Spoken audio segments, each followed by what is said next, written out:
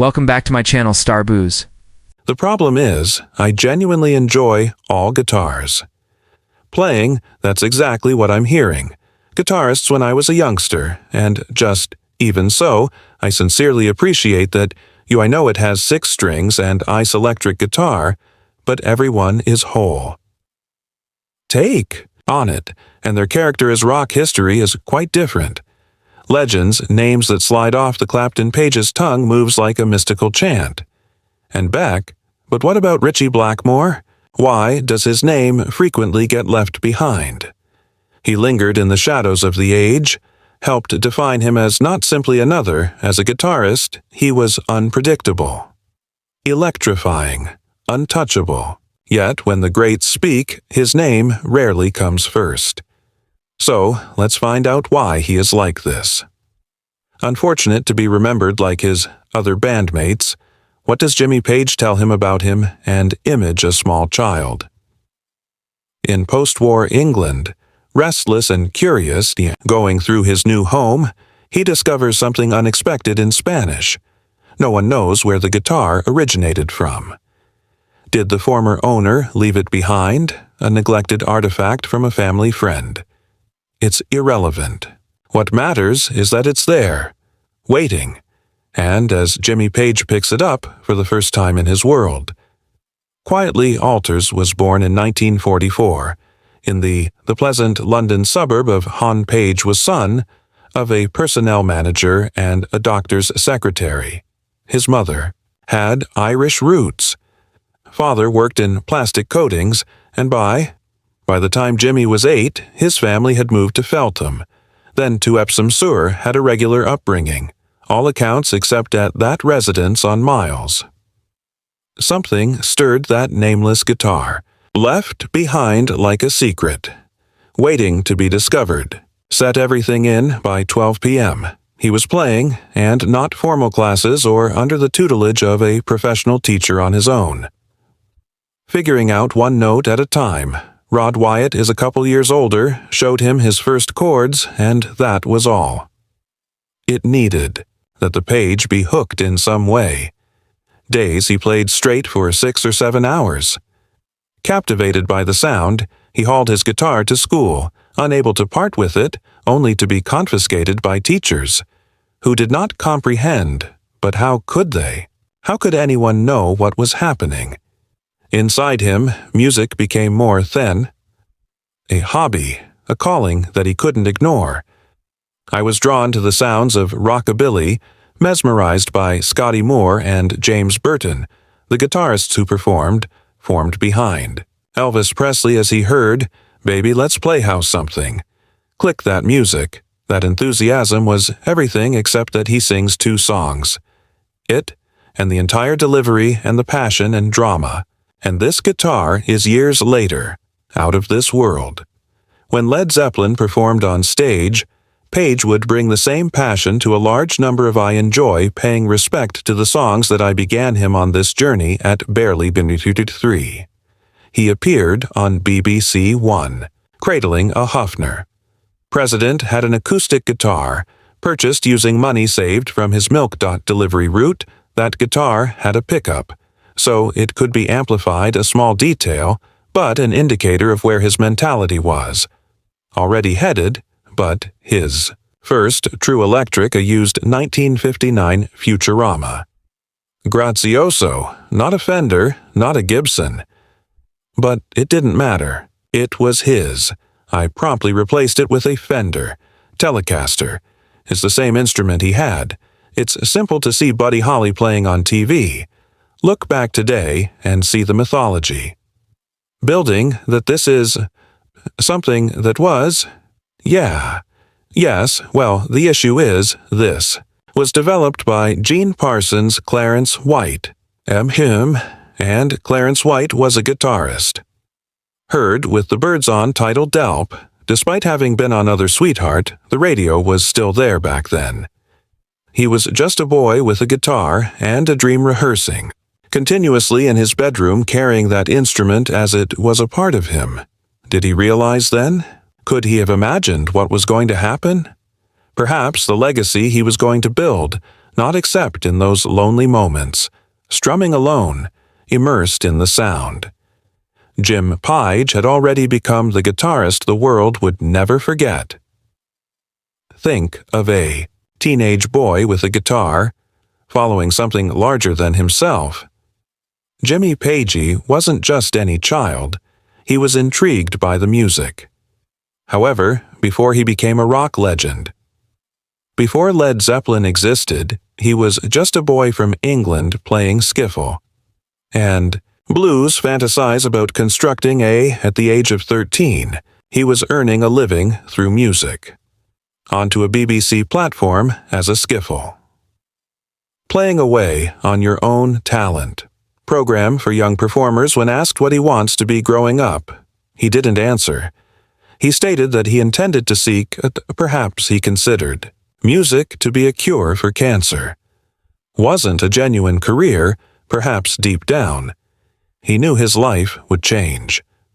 By the age of 14, he had already started playing in bands, Malcolm Austin and the Whirlwinds. Then, with the Paramounts they played Chuck.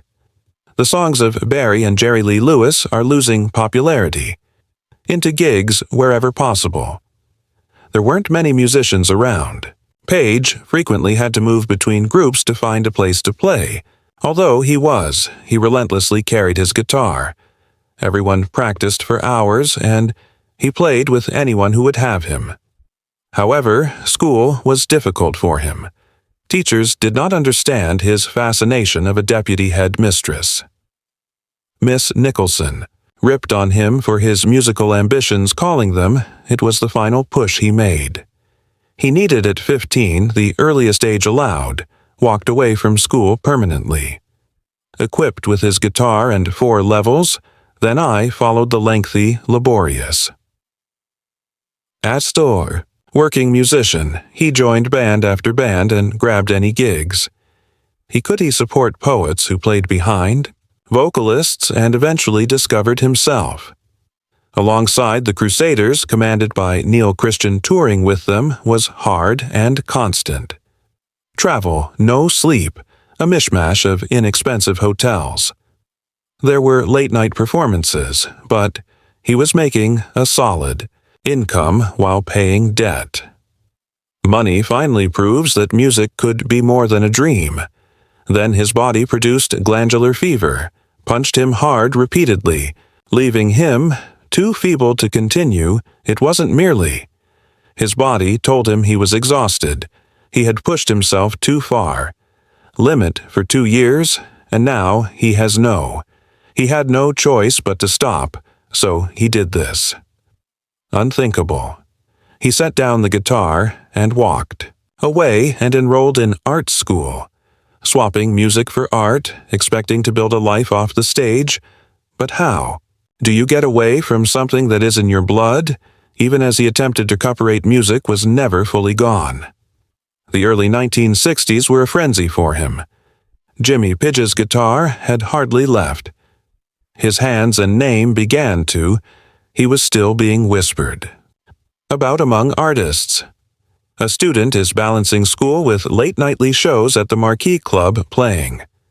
Great legends like Jeff Beck and Eric Clapton. And the blues greats Cyril Davies and Alexis Corner. These weren't simply.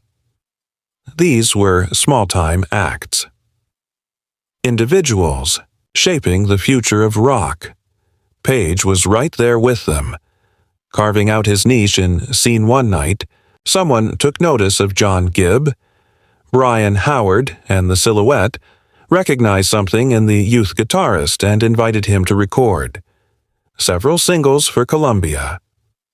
That was all it required, and the door had burst open, and soon Mike Leander from Decca Records came to PA's first formal studio session. It's a song named Diamonds by Jet Harris and Tony Meehan. He shot straight to number 1. He wasn't merely a kid who played in clubs, was a studio musician with a secret power behind some of the major singles of the period. But in the realm of studio work, names did not necessarily matter to avoid.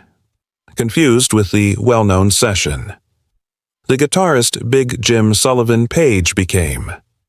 Lil Jim P. was an unknown figure in the background playing his heart out whilst others received the stage he wasn't there for. Be a celebrity. He was there to ensure music sounded right, producers called him. When they required insurance, guitarist wasn't cutting it. Pay was their fix. The catch was that he was unable to read music.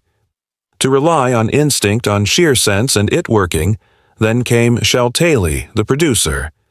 He saw behind The Who and the Kinks. Page's talent and began booking him. For session after session, ever heard, "If I Can't Explain It," but that's his rhythm. Guitar Goldfinger by Shirley Bassey. He played on that as tears passed by. Tobacco Road by Martine Faithful Teenagers in Nashville and even downtown Petula. Clark's fingerprints were all over. The biggest hits of the 1960s. But nobody knew his name, even when he performed in the Beatles film A Hard Day's Night There. There was no fanfare, no major moment of notoriety. He was simply another nameless musician filling in the spaces, was it? How frustrating was it to pour his soulful music that wouldn't even have? His name may be tied to it, but it was also something else. A slow and steady build towards something better while the world may not have known Jimmy Pagey yet. He was studying and honing his skill. Getting ready for his moment finally came he'd be unstoppable by. In 1965, Jimmy Page was no longer just another session guitarist. He was developing backstage music. The manager of the Rolling Stones, Andrew Lug Oldham I, sensed something in him that was more than. He hired Page as a competent player, a producer and a manager for immediacy. Page Records for a newly founded label had the freedom to play and spend his days as a nameless. The session player was behind him, or so he thought outdoors within the studio music. Page had more than simply a profession. He also had a brief songwriting collaboration with Jackie. Des Shannon is his romantic interest. At the time, they wrote songs together, pouring their hearts into melodies. Lyrics are still similar to many of his early in his career. The tunes faded into. In the backdrop, his guitar was everywhere. His name was scarcely muttered to him. At his peak, he played 3 sessions every day for 6 days a week, 15 sessions every week, and for he rarely knew what he'd be. Played before he walked into the studio. Some days, he was supporting a pop singer. On other days, he improvised blues licks layering acoustic guitars on folk. He even played on the Beatles recordings. The work is soundtracked with A Hard Day's Night film was exhausting and relentless. Did anyone worry about PA's fingerprints? We were all over rock history.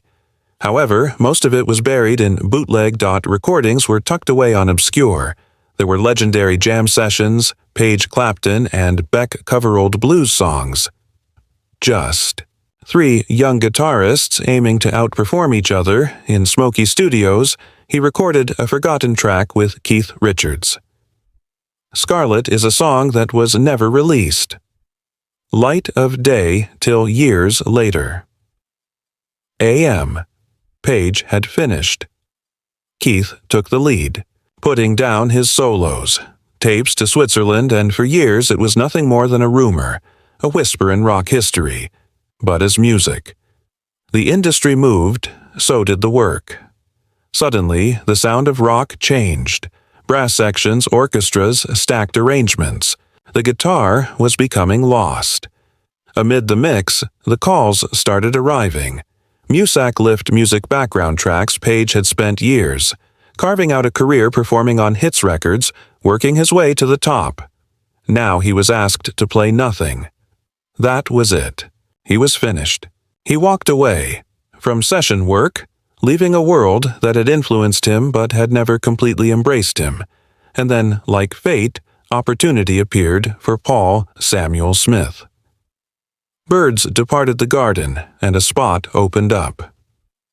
Page, for the first time, had the opportunity to step forward, not as a nameless guitarist or a session player, but as something. The following stage in his life was. By the mid-60s, Jimmy Page he was no stranger to the Yardbirds. I was offered a spot in the band. In 1964, Eric Clapton was considering departing, so how can he take the job? Clapton was a friend. Page wasn't. The type of person that swoops in and takes someone's location when they were still. Other than him, the room was doing well. Money as a session musician, consistent job. No long tours, no sleeping on buses, or performing in half-empty rooms, so Clapton ultimately left early. In 1965, Page did the unselfish thing, recommended Jeff Beck instead, but has a way of circling Page went to a Yardbirds concert in Oxford only as an observer that summer. However, events had a tendency to occur when he was around backstage boss player Paul. Samuel Smith indicated that he was leaving. Page suddenly saw an opening. I walked in at first, playing bass, then switching to lead guitar alongside Beck. While Chris, Drea took over the bass, should have been two of the most inventive guitarists of their time trading licks in the same band, but touring wore them down under pressure. Endless travel and a shortage of important commercial success surprised them. Managed to release Happenings 10 years. Time ago, but soon Beck was gone. Now it was all on Page's shoulders. The Yardbirds continued as a four-piece and published Small Games, an album that they barely made an impression in the charts. I attempted to keep it commercial in the studio, but something else was going on. Stage, their live performances become heavier, darker, full of crazy improvisation, dazed. The germs of something far bigger, Confused was already part of their set list. No one could have predicted how quickly it would develop. Legendary in 1968, the band was collapsing, but Page, there were still unfinished yards. Birds' tour dates in Scandinavia, and he was not about to let them go to waste. Needed a band quickly, they played their first shows as the new Yardbirds, but Page didn't forget Moon's old joke. Regarding the lead balloon, the name stayed. Though their manager, Peter Grant, handed it a small modification Led Zeppelin, now let's see what Jimmy Page say about Ritchie Blackmore, but one. Unspoken, almost forgotten. Names often fade into the background. Ritchie Blackmore. Why, even Brian May, who much admired Blackmore. Once admitted, people don't discuss. Richie Blackmore. I'm not sure why true. Blackmore was not only another guitarist, he was a force. He was, by nature, a technical mastermind, a trailblazer who performed, as if he were channeling something from the otherworld L. And however, his name is not as frequently mentioned as it should. It is not the first generation. Legends who discuss Blackmore, it's those who followed the ones who taken up a guitar because they heard. Blackmore ripped through Highway Star, or I felt the tremendous weight of the child in time. For them, he was a hero. Yet his classmates had never been as vociferous about. The greatness Blackmore's playing wasn't only, that was impressive. Transformative, Steve recalls thinking. What would my life have been like? Without this, it's a haunting thought. Blackmore was not only an unsung hero, had strong opinions, he once said. Jimmy Page had fantastic ideas, but lacked improvisation. He contacted Jeff Beck, Dieter Brilliant, although he claimed to suffer with songwriting. He even admitted Eric Clapton never truly moved him. Guitarist in One Interplant scoffed, stating that man Ian Gillan can shout. I don't believe 12 bars in a second is music, and Coverdale to Plant, he was simply another frontman in a lineup that forgettable. Groups, so Blackmore remains at an odd location in rock throughout history, He has been revered by those followed, regarded, but rarely recognized by his peers as pioneer, yet not always welcome. Perhaps that's the cost of being ahead of. When you push the boundaries, you don't always get the recognition deserve, but those who know, they never. Blackmore's classmates might not have. I've said his name enough, but those who followed understood the reality about his effect. Flows deep, braided into the fabric, rock itself, and in the end, don't you believe that legends aren't measured by? Despite how frequently they are stated, they are measured by the fires they leave behind. Tell me about it in the comments and subscribe to the channel.